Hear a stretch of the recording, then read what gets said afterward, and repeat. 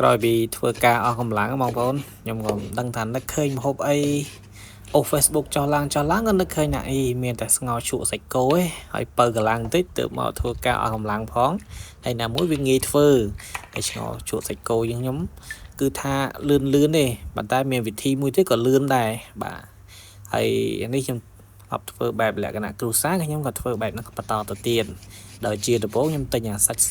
ភួនណាបងប្អូនបាទបើសិនជាបងប្អូនអត់ចូលចិត្តសាច់កភួនទេបងប្អូនអើយហៅសាច់ស្រួយក៏ឆ្ងាញ់ដែរបាទហើយបើបានកោសែឆ្ងាញ់ណាបងប្អូនបាទហើយជាដំបូងខ្ញុំក៏ចាប់ផ្ដើមធ្វើការហាន់សាច់គោជាចំណិតមិនឲ្យធំពេកហើយក៏មិនឲ្យក្រាស់ពេកបាទដើម្បីយើងងាយស្រួលញ៉ាំផងដែរបាទក្រោយពីបានហាន់សាច់គោរួចហើយខ្ញុំក៏ចាប់ផ្ដើមធ្វើការហាន់ខ្ទឹមបារាំងមួយទៀតខ្ញុំប្រើខ្ទឹមបារាំងមួយមើមធំដែរបាទហើយហាន់ជាចំណិតមកបើសិនជាយើងអត់ចូលចិត្តក៏មិនដាក់ក៏បានដែរបងប្អូនតែខ្ញុំដាក់ឲ្យមានបន្លែបន្តិចទៅបាទឲ្យវាមកថែម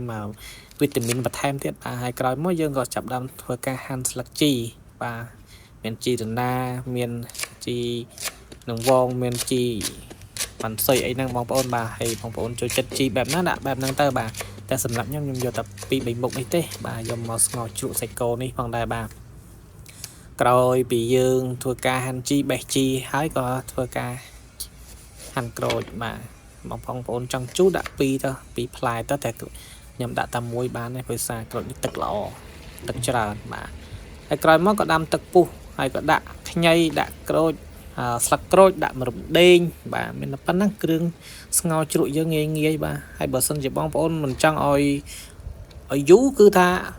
ដាំទឹកឲ្យពុះហើយបង់គ្រឿងតែម្ដងដាក់សាច់គោចាក់ចូលមកដាក់សាច់គោនៅក្នុងចានស្លអញ្ចឹងគឺដាំទឹកបង់គ្រឿងឲ្យត្រូវហើយចាក់ចូលសបាច់ជីយកតែបានបែបលឿនហើយបានសាច់ឆៅល្អប៉ុន្តែខ្ញុំអត់ចង់បានឆៅពេកទេខ្ញុំចង់ឲ្យរាងឆ្អិនបែបលក្ខណៈថា80% ទៅ 90% ព្រោះខ្ញុំមិនអត់សូវចូលចិត្តឆៅខ្លាំងពេកបាទតែបើសិនជាយើងញ៉ាំឆៅខ្លាំងបន្តិចវាបើកម្លាំងដែរបាទហើយក្រោយមកគ្រឿងរបស់យើងក៏អត់មានដាក់អីច្រើនទេបងប្អូនបាទអត់មានក្រៅពី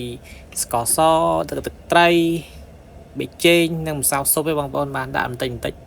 ភ្លក់ឲ្យតែល្មមចំណង់ចំណូលចិត្តដែលយើងត្រូវមាត់យើងណាហើយជាពិសេសយើងស្វែកខូចចង់បានជូរប៉ុណ្ណាដាក់ប៉ុណ្ណឹងបងប្អូនបាទហើយម្ហូបនេះលឿនហើយអត់សូវចំណាយពេលយូរយ៉ាងច្រើនគឺថា4 នាទីទៅ 5 នាទីអីហ្នឹងបាទបងប្អូនបាទ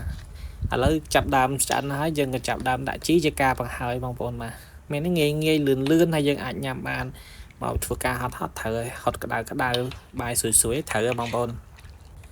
បាទបងប្អូនទាំងអស់គ្នាវីដេអូនេះមានតែប៉ុណ្្នឹងទេមកបង្ហាញជូនបងប្អូនទាំងអស់គ្នាបានទស្សនាបើមានចំណុចខ្វះខាតអី